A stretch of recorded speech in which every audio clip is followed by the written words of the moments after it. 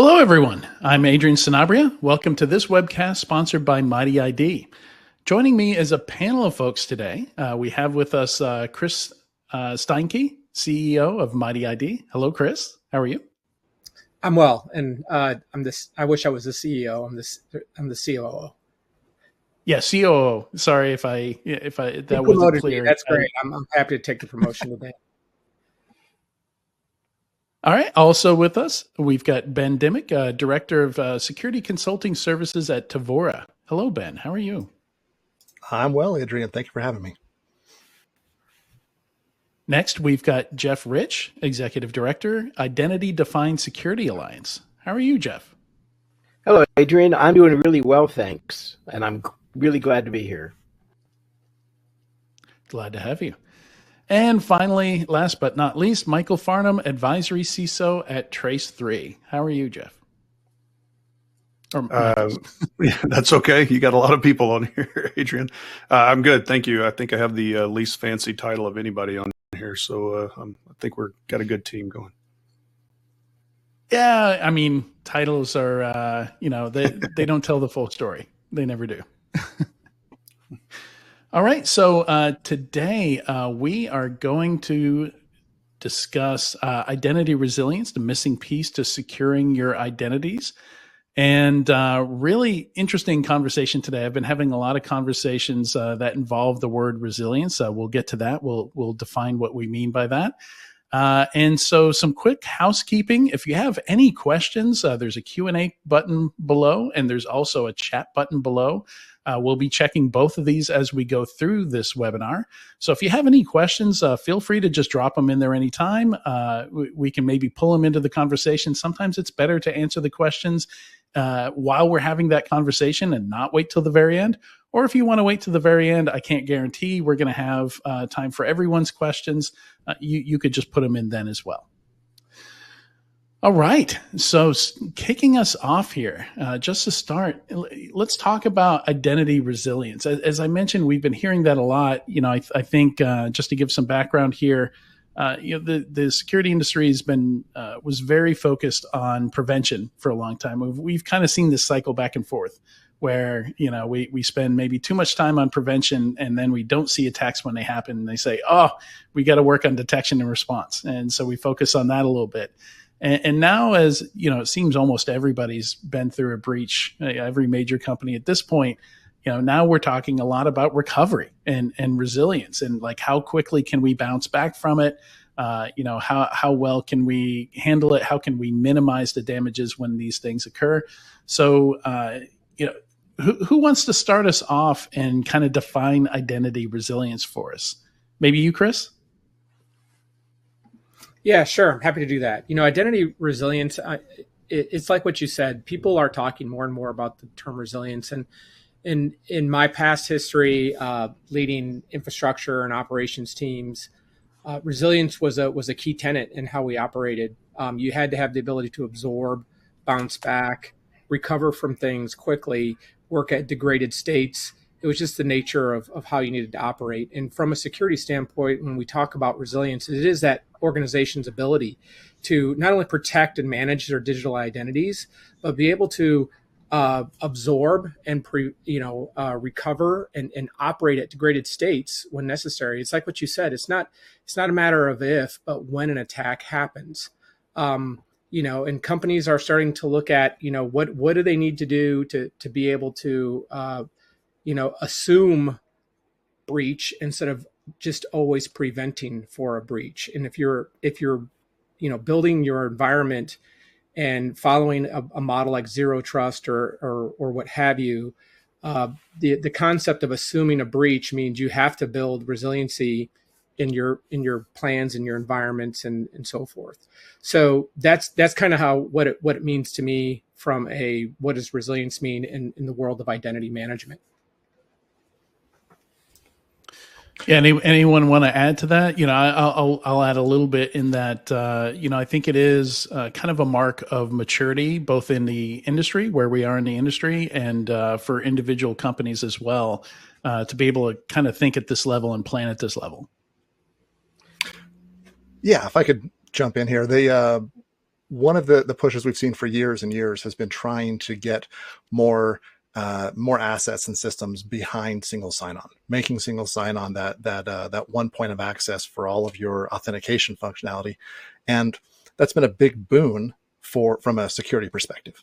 It's really helped to reduce risk by allowing us to do things like apply MFA globally and so on and so forth. The challenge comes in that in many cases we get locked into a state of where there's a single point of failure now, because we have this one gate to everything. If that gate gets slammed shut for some reason, then we're having a rough time. And so that's where a lot of these identity resilience conversations came up. Initially, there was a lot of our clients, we're a consulting company, that came in and really wanted to move to the cloud for this reason. Generally speaking, cloud providers tend to have better SLAs and availability metrics than most companies that are hosting their systems themselves.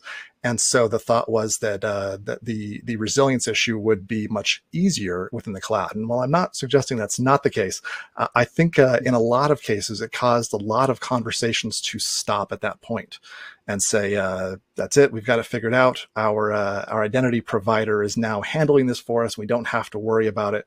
But we're finding a lot of organizations that are figuring out that's not necessarily the case.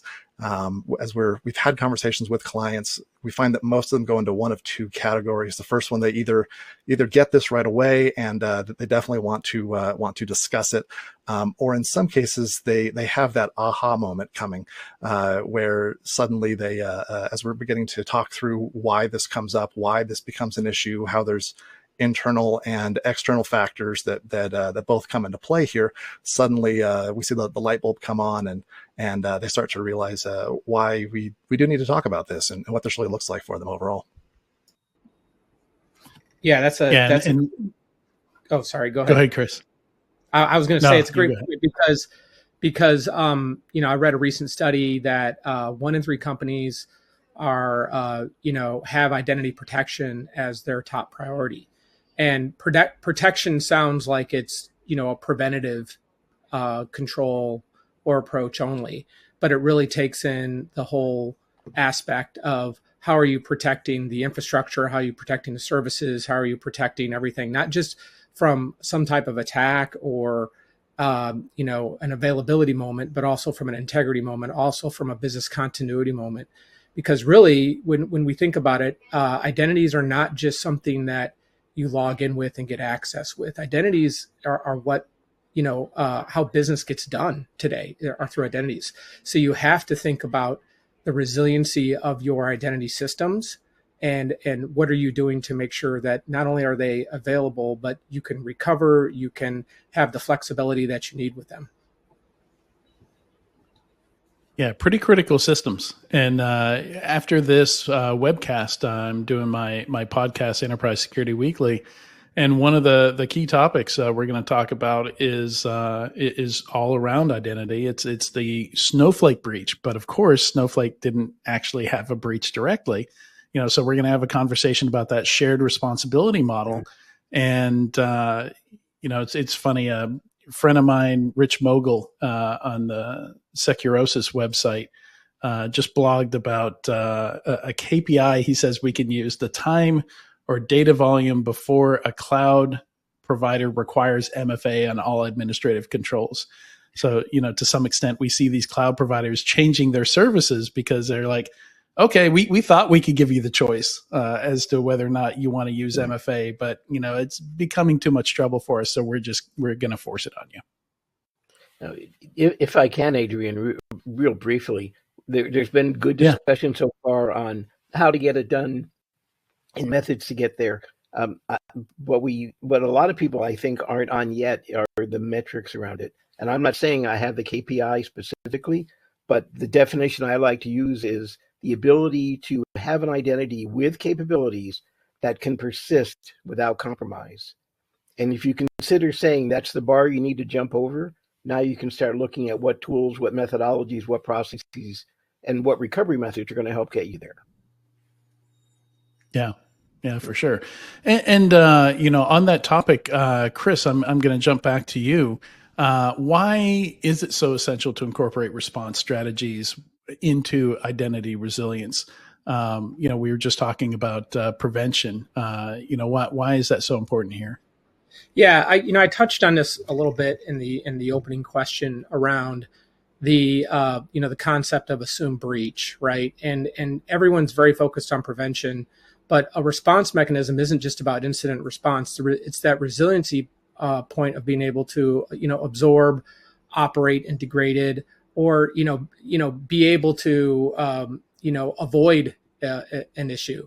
Even though no one wants to hear it, security breaches are not a matter of if but when. I said that earlier, and coupled with resiliency planning, it prepares you not only for the prevention but that ability to absorb and recover. The zero trust framework, a lot of people are very familiar with that. It's kind of like trust no one, and it's all about the core of it is about access. And so many people are using and organizations are using this framework. It's a great framework for building a modern and effective cyber program. But if you aren't looking at how do I make what I implement in that framework, not only just trustworthy, but also being able to have something where you can recover from something, you can have your backups, have your the ability to fail over on these types of identity systems are very, very key. And Ben was talking about customers that are starting to see things differently, and the comments made earlier about that you made about the maturity of things. We are starting to see different customers look at this as a hey, we need to take our identity environment and make it something that can absorb, or we can shift and avoid out of a situation, or we can fail over, or we can completely eliminate tech debt and move out of it. And that's all part of creating a resilient environment.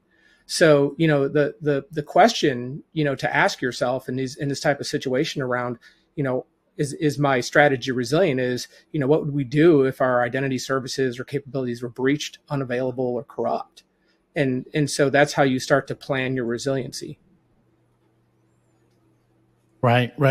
And I imagine you maybe do some tabletops. You maybe use some examples, use some actual scenarios that have happened. Like if this happened to us, what would we need in place to handle this more eloquently than maybe what would happen today, right? Right. I mean, the controls that you can build around the planning of tabletops, but also more operational and active state capabilities that can respond in real time, that can prepare you in real time, is what I'm talking about. I'll actually defer to Ben a little bit around some of the ways that they've helped from a services. Tevora is one of our partners, and helped customers from a services perspective get themselves in a more resilient state. Whether it's working with us or just helping them build the right practices. Yeah. Thanks, Chris. And to that point, MindID has really been a linchpin for so many of our clients. What it really comes down to in a lot of cases is not just the security component to it, but also the availability component. For instance, if the perception within your organization is that single sign-on has issues, there's issues where it may not be available at certain times, and so on and so forth. Users are much more likely to go seeking backdoors or looking for ways to enable backdoors, which ultimately erodes security from that perspective. So having that capability to proactively get these issues addressed has really been a huge thing.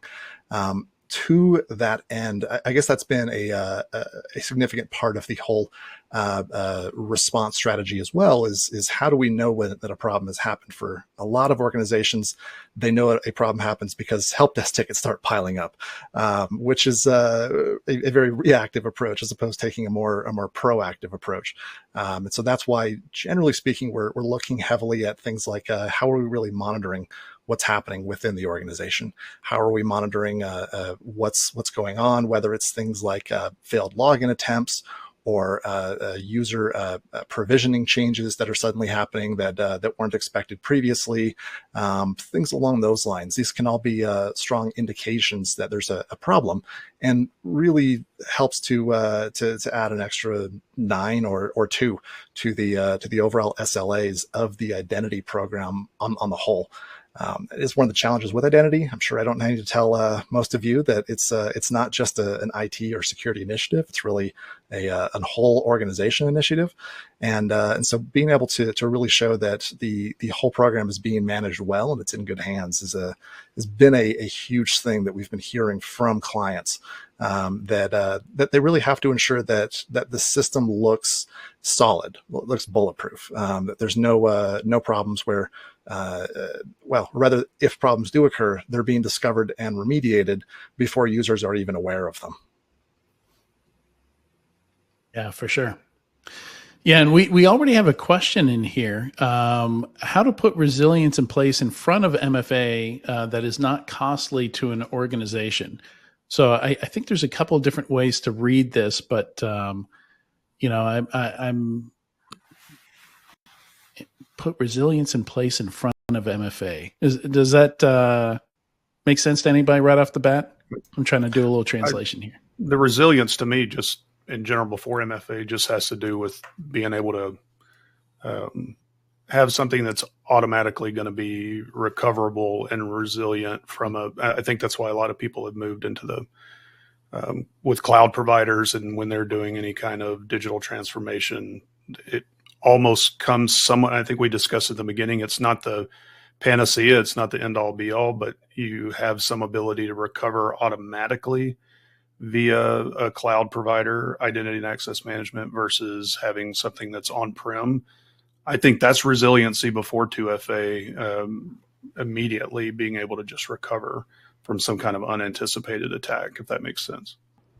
Yeah, I agree. I think, I'm sorry, I was jumping in there. Go ahead. I was just going to say, I presume the cost is referencing maybe having to manually build some tooling or some scripting or something like that to help with that resilience, to maybe switch over to a backup or, another region, or however you're handling resilience. Go ahead, Chris.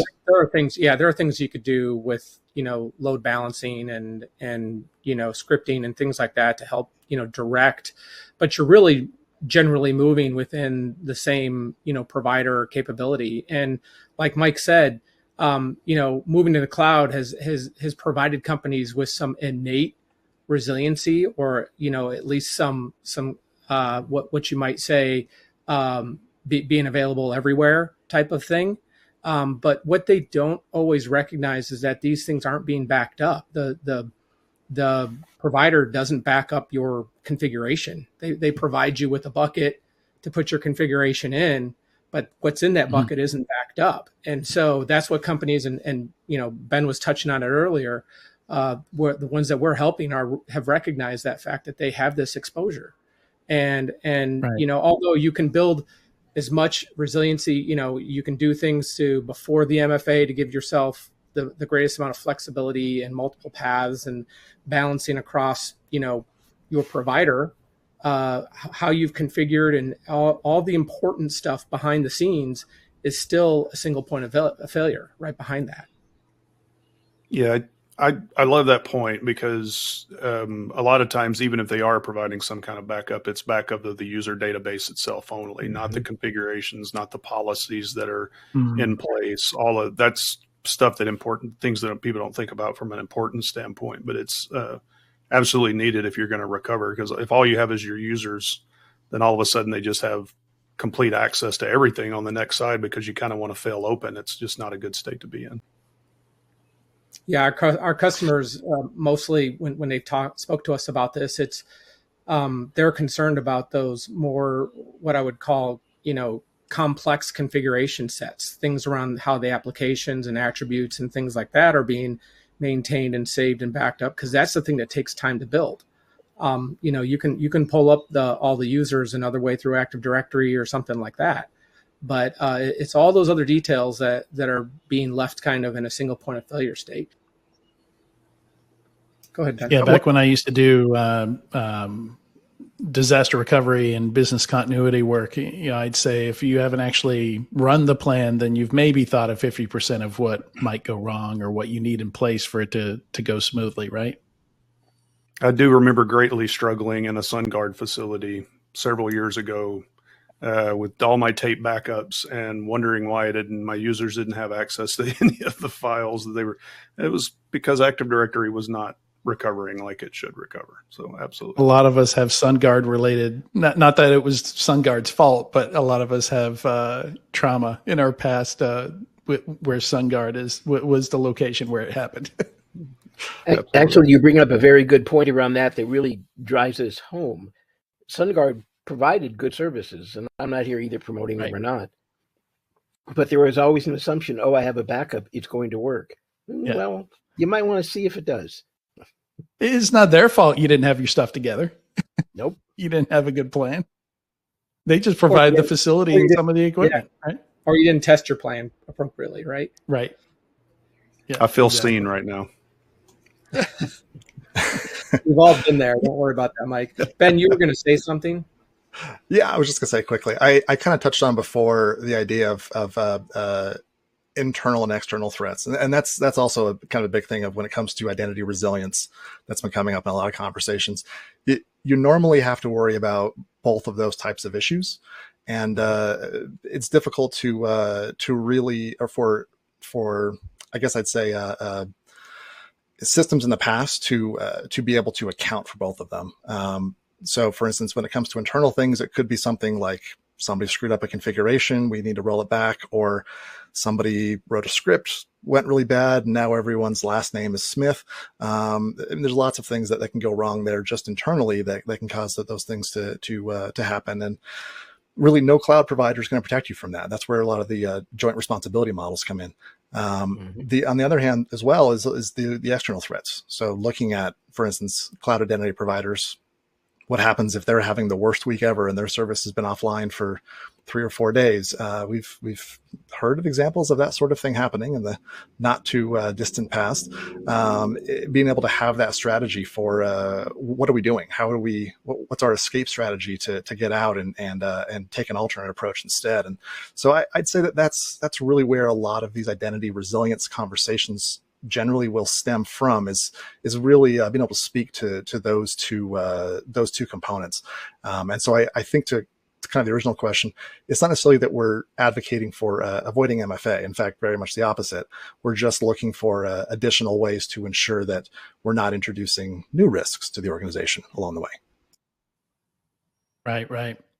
Yeah, and talking about disaster recovery, we've talked about some of the different teams that might be involved here: security, identity, IT. Maybe Ben, tell me a little bit about the importance. I presume, particularly from your point, you have to make sure the right stakeholders are involved when doing projects, and just the importance of having those connections, those ties between the different teams that need to talk to each other to be successful. And then maybe Jeff and Michael have some war stories or thoughts that they can share after that. Sure. So I think probably one of the most on the nose examples I can give a little bit here is when we had a couple of early conversations about this topic. We would talk to the identity folks about something like what's your identity resilience strategy? How are you planning around BCP and DR and so on? And the response that we would get back was something along the lines of, "Oh, that's not our responsibility. That goes to infrastructure." Speaking to infrastructure, we would talk to them and they would say, "Oh, that's not us. That's a security conversation." And then they'd quickly loop us back to identity once we got to the security team. So that's part of it, is just being able to have enough conversations with enough people so that to really find out who's really taking responsibility for the matter overall. Because there's a good chance that nobody is just yet. And that's been some of the struggle. A lot of it as well is being able to ensure that that the processes for maintaining it are in line with other organizational standards. as technologies evolve, teams within organizations evolve and start to build out. And we're finding that in many cases, identity team is now split off from IT. They are now split off from InfoSec, and but they still have to work closely with others in order to ensure that that the risk and overall security within the organization is still properly managed along the way. So I guess that's another significant portion of it too. Is we've talked about testing. That tends to be a successful component to having those strong relationships. Is ensuring that that everybody is on board with what the whole process looks like, and that everybody is supporting in the process. If you don't have a plan documented yet, then you're hoping things go well, and your possibility to recover in a timely manner, we've found based on past experiences with clients, it drops off pretty significantly when there's simply not a plan established yet. Any thoughts there, Jeff or Michael? Well, you mentioned war story, and if anyone ever says you have a war story, my answer is always yes. This one is 40 years old. And to let you know, this is not a new problem because Right. I was at a large multinational company. I'm not going to say who.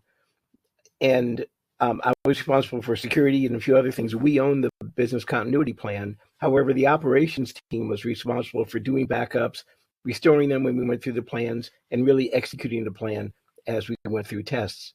Well, there was an administrator that ran a script on a mainframe, because it was 40 years ago, that actually deleted every single user ID, including the system ID. And it was a situation we had never thought about. And all the backups we had were worthless because we didn't have an ID to use to apply them. So we actually had to rebuild all the systems from scratch before we could apply the backups.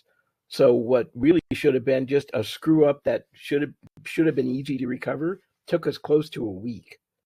Now, I'd like to think we're in better shape now, but don't make that assumption, because that war story is not necessarily fully dated yet. Yeah. I mean, we saw not too long ago, maybe it was like a decade now, but GitLab deleted some data. Somebody thought they were not in prod, that they were in like a dev environment, and they live streamed the whole thing to YouTube as they tried to go through recovery. And we saw all 5 levels of backup fail. I think they were built entirely in Azure. They had never tested any of these 5 levels of backup. But one by one, over 8 hours on a live stream, you got to watch these poor souls go through each level of backup, fail, and move on to the next one. Yeah, I think from a war story standpoint, probably just watching kind of emergency teams have to get built without the proper, we mentioned tabletop exercises before. I've been in environments where, in a couple now, where we've not done the proper tabletop exercises to reach that point. And to be fair to myself and to protect my reputation, I was not the security leader in those organizations, but did see where a lot of the business unit leaders, and you start getting out of the security teams, you start getting out of the identity teams, and there's this resiliency function affects everybody across the whole organization, from the risk teams to legal teams to whatever. And I've seen a couple of times where they just did not have the proper planning in place. And when they brought everybody together to build from an emergency response team, and everybody just kind of to what the conversation was earlier, they just kept pointing fingers to the other people, saying that's their responsibility, that's their responsibility. And it takes, when you get into that mode, and what I saw in both instances was you required a kind of a person to step up. I call them that firefighter person, to take charge and to have to just to make everybody kind of fall in line. And what you see on the faces, which is kind of interesting, is everybody kind of has this sense of relief that somebody's actually taking charge, and they will quickly let them do their thing and move everybody into the right buckets that they need to be in. But you can't rely on that firefighter to always step up, because that person also has to be brave enough to take that burden upon their shoulders So getting that resiliency in place would have been extremely effective in having to keep that from happening. Luckily, both times we had somebody step in and take that role, but it's just not a good thing to rely on. Well, another thing too, that should be an assigned role, right? The firefighter. Well, I mean, somebody to take charge, right? And say, okay, here's what we're going to do. In incident response, you should have an incident manager, right? Yeah, I agree 100% with that. You just don't want that to be an ad hoc role. Exactly. Yeah, absolutely. Yeah. Well, and one other thing is as well that this also tends to come up a lot during mergers and acquisitions. There's a lot of uncertainty during those times, whether it's a matter of the shifts in personnel, people taking on new responsibilities, and so on and so forth. And a lot of these things can quickly slip through the cracks. And so that's where we're frequently bringing in Mighty ID for a number of our clients. As soon as they start talking heavily about mergers and acquisitions, is we want to ensure that they have those direct capabilities right away to get their current snapshot backed up, to ensure that they've got their data in place. And ultimately, Mighty ID can help them to move the configurations of data from one instance over to another. So it's not just there as a safety net, but actually as a proactive tool to hasten those migrations and mergers along the way too.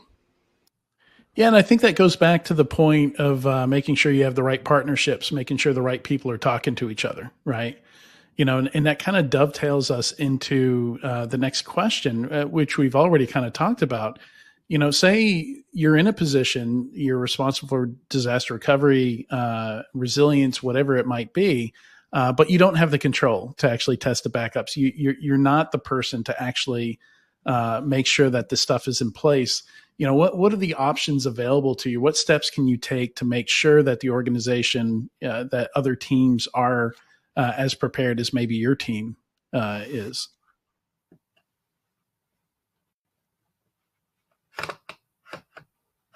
Anybody? I mean, maybe it goes back to leadership, goes up to the top, right? But I do think to your point, we've discussed it in multiple places. It's like, but yeah, that the weakness there is how do you ensure who's going to be doing what? And that is a plan creation that has to be there. And it has to be somebody at the top that's pushing that down and making sure that everything's documented. That's what I see.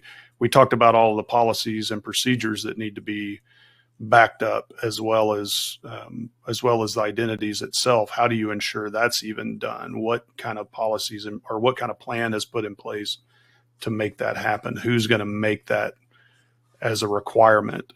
If you can't push it, or if you can't actually make it happen where you're the one that's in control of it, you can at least create the awareness in the organization that it needs to happen, and then see who can take that to the next step. Yeah, the tone has to come from the top without question, but it's going to have to be the experts that can, whether it's logistics or dealing with operations or simply the cat herder that can get all the right people in the same room at the same time to make sure that the plan's going to be written correctly, it's tested correctly, and adjustments are made. Yeah, and I think there's a key word that I'm picking up is the testing part of it. Lots of people will make plans, and we joked earlier about the SunGuard trauma of, hey, I've got my backups and I've got all this stuff, but have you actually been able to practice recovery or restore things and validate that they operate, the right way or as expected? And that's one of the things that we've seen our customers use the backups and the resiliency features that we offer is to make copies of tenants and to move and shift things over and to actually test the fact that they can, be resilient in real time or near real time. I think that's really powerful, and it's certainly just focused in the identity space.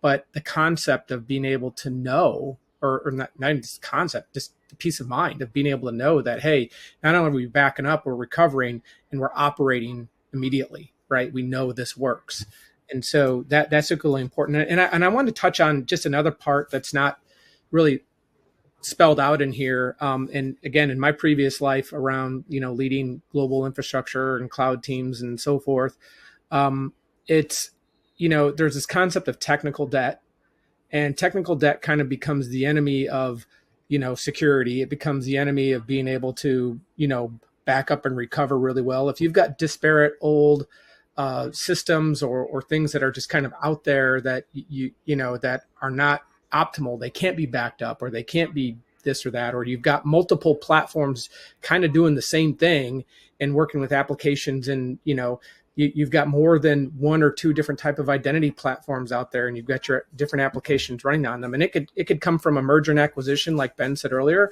It could just come from years and years of growth and changes. The ability to consolidate down and eliminate your tech debt, and especially in an identity space where, identities can be created and left out there. They can be sitting in multiple locations, multiple repositories. And some people, like, they, as much as everyone wants to center everything onto, Active Directory or Azure, we all know that there's always little pockets, especially, the bigger you get, there's little pockets of bespoke things here or there, or that one repository that's somewhere. And so how do you consolidate those things? How do you take your, multiple identity systems and move them into one and create them into one? And, that it's kind of like an M&A story, but it's also being able to collapse down and eliminate your technical debt that reduces your footprint from an exposure standpoint. Having those identities out there, you can apply the policies more consistently, or policies and safeguards maybe you couldn't even apply in another system.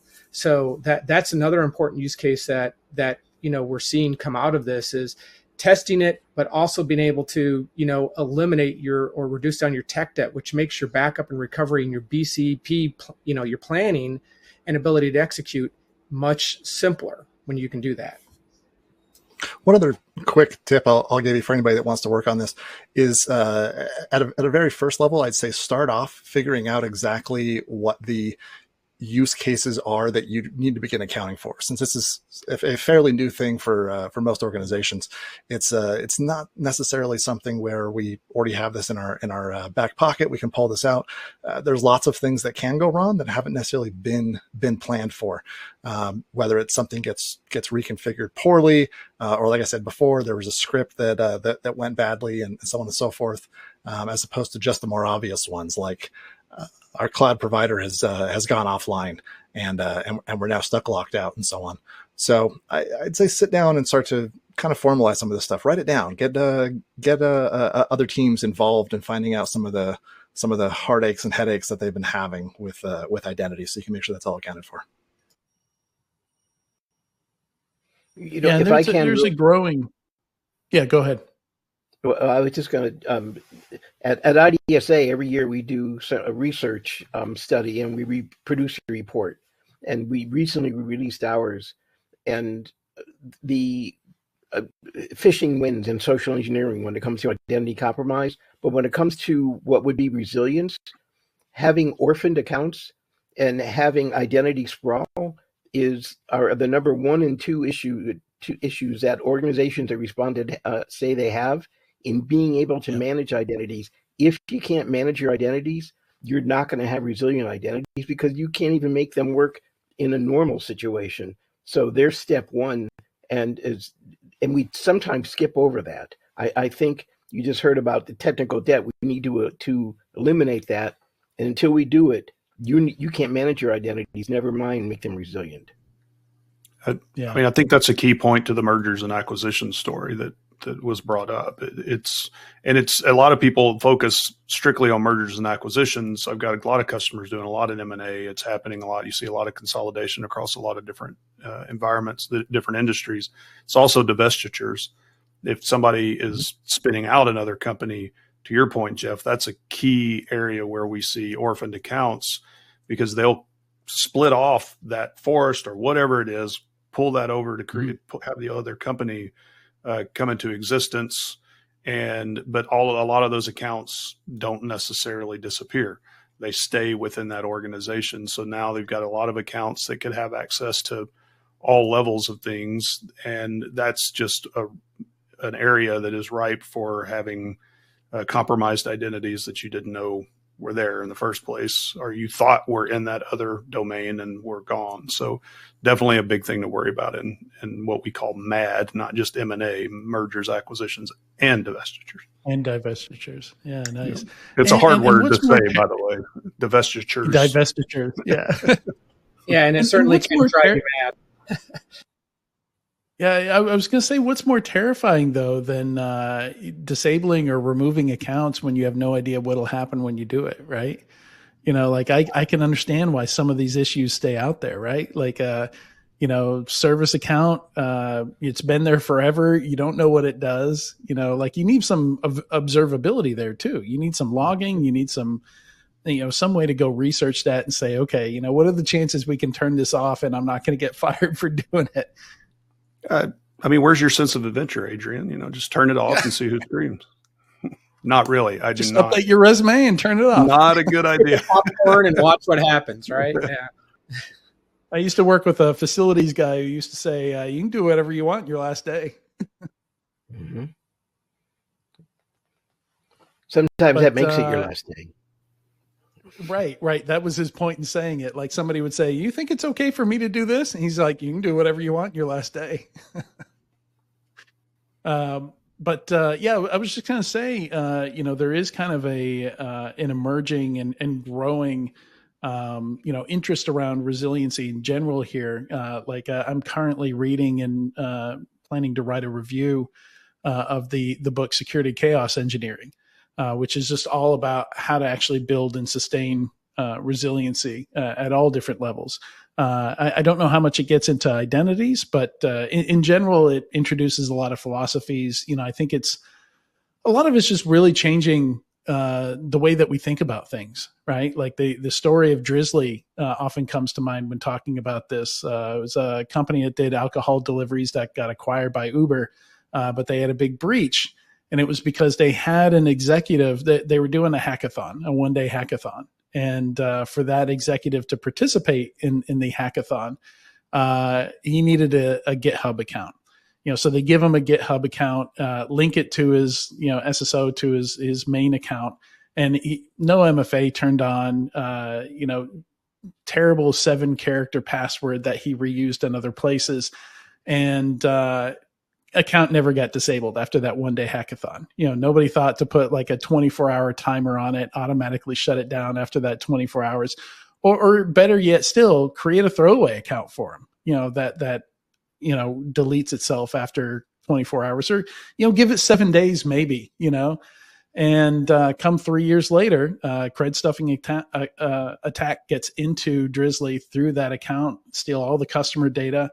And the end of the story is the CEO of Drizzly was sanctioned by the FTC and has to do special security stuff that no other CEO has to do for the rest of his career, for the next 20 years, regardless of what company he's working for.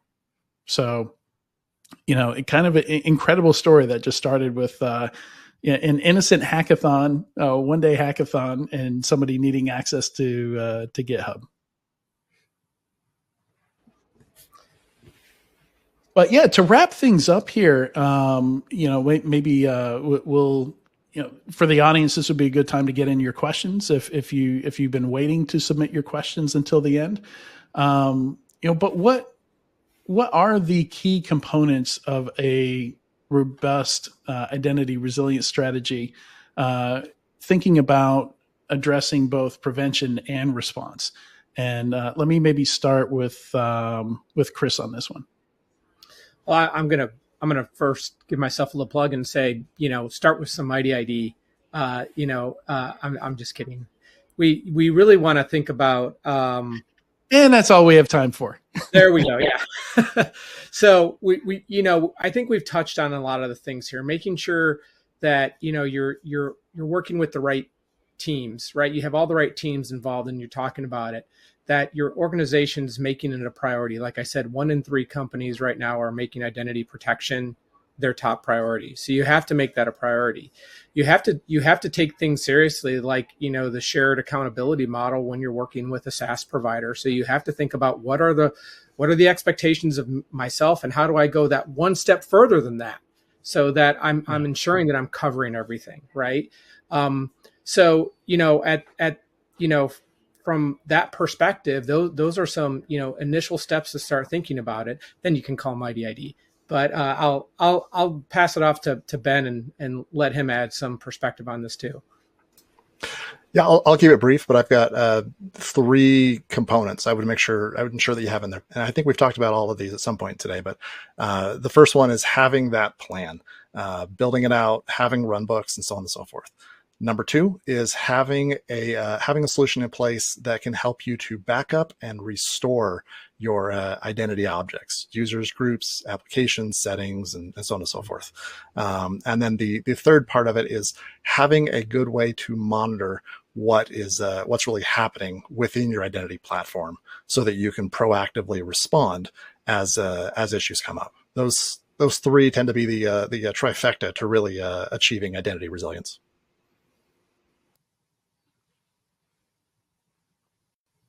All right, good stuff. And we do have a question in here, and just to kind of piggyback on what you both said there, Chris and Ben. It seems like a lot of it's just don't assume, that your IDP or your SaaS provider, your cloud service provider, or that other department is doing something, that's essential for you to be able to recover. I think there's a lot of assumptions that occur there, that result in this finger pointing.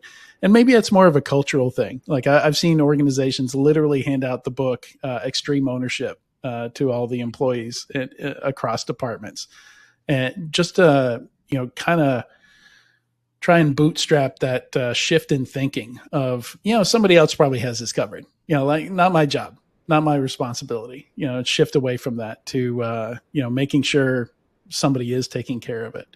So the question here is, what is the best way to test a backup and recovery strategy without impacting production?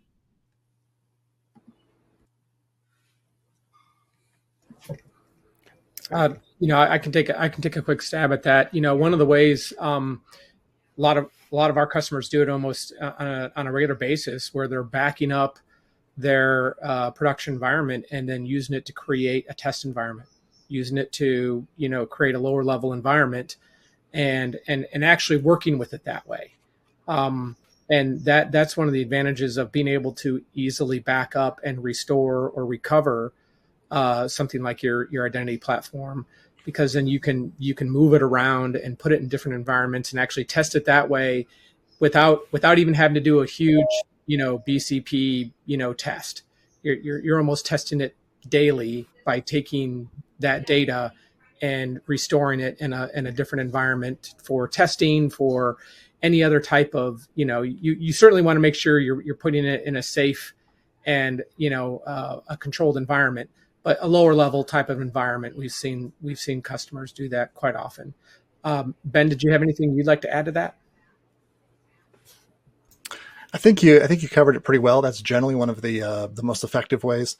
Another thing we see a lot is as these processes get built out and standardized and so on, we find folks that need to use these types of processes on a regular basis, and whether it's a matter of, whoops, this user got deleted, we need a way to put them back, and therefore that makes it easy to test out that portion of it.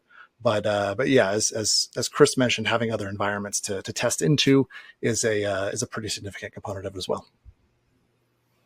I'd say be willing to do a smaller sample size of your user database or whatever that is. You don't have to do a full 100% recovery of everything to know that it's all there. And especially in very large organizations, there's just no way to do it. So, some type of sampling, if you can do that, to do a subset and bring those over, test those, then do that on maybe a more frequent basis, more regular basis, where you're not having to do the whole thing from, beginning to end. It could take away some of the fear and trepidation of going, how in the world am I going to test this whole environment? It's just sometimes just not possible. Scientific sampling is really beneficial. And another key component, which Adrian referred to earlier, and I'm going to expand on it, don't let this be a technical problem. Even though that's the perspective most of us come from, it's really a business issue that needs to be addressed. So engage the business throughout. And that's how you have to get everyone involved. and let their performance be measured on how effective that is as well. It's not simply how well can you restore a backup, how well can you punch data in there. The usability has to be there, and you have to be able to define what's critical, what's important, and what can I live without. And often that's missed in a plan like this. I love that perspective. Communication channels and feedback loops always get you where you need to go from a business perspective. Depending on who you are, that can be difficult. Like to your point earlier, Adrian, who's that person that does that? But if you can build those communication channels with the business unit leaders and make it a full problem and not just your problem, that's a great point, Jeff. I like that. Yeah, it's a very good point. And to that point, Jeff, I've seen a disaster recovery situation where technically it was successful. They were able to flip over to the DR environment, but because the DR environment was built using all the old systems that were out of support and out of service and underpowered, it immediately fell over when the entire, full scale of all users tried to log in all at once into the DR environment. So it was a success for the first 60 seconds or so. It's a success when you learn from it and apply the changes. There you go. Yeah. Very, very good point. I think to wrap on. I don't think I saw any other questions here. So this looks like a good place to wrap. Really appreciate you all coming onto this webinar, sharing your stories, sharing your thoughts on this. Resilience, I think, is one of the most important things that security teams and IT teams can be thinking about and getting into the mindset with. So thanks, Chris, Ben, Jeff, and Michael for joining us today to help us better understand resilience with identities particularly.